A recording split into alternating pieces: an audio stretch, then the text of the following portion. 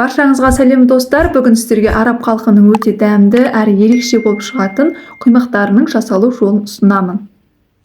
Каналыма тіркеліп, лайк басуды ұмытпаңыздар. Видеоны соңына дейін қараңыздар, сіздермен Ақшолпан. Құймаққа керекті заттардың барлығын видеоның астына описанияға қалдырамын. Ең алдымен ыдысқа жылы суды құямыз. Жылы сүтті құямыз. Қант пен ашытқыны салып, жақсылап араластырамыз. Келесі жасайтынымыз електен өткізіп ұнды саламыз. Тағы да бір келкі болғанша араластырамыз. Келесі кезекте бетін жауып, бөлме температурасына 20 минутқа қоямыз. 20 минут өтті, енді бетін ашып, сұйық майды құйып, жақсылап араластырамыз. Сонан соң қопсытқышты салып, тағы да араластырамыз. Мінекей біздің қамырымыз дайын. Табаны жақсылап қыздырамыз.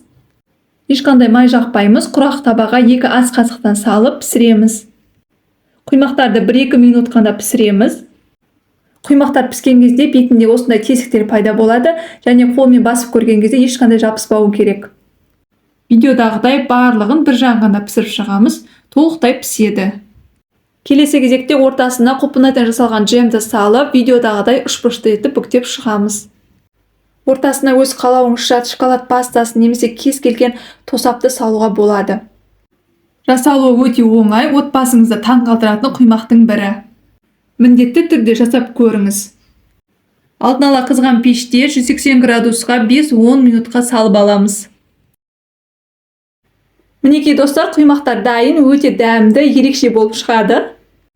Сіздер де жасап көріңіздер, ұнайтынына сенімдімін.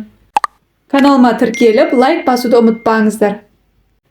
Видеоны соңына дейін қарағандарыңызға рахмет. Сіздермен болған Ақшолпан.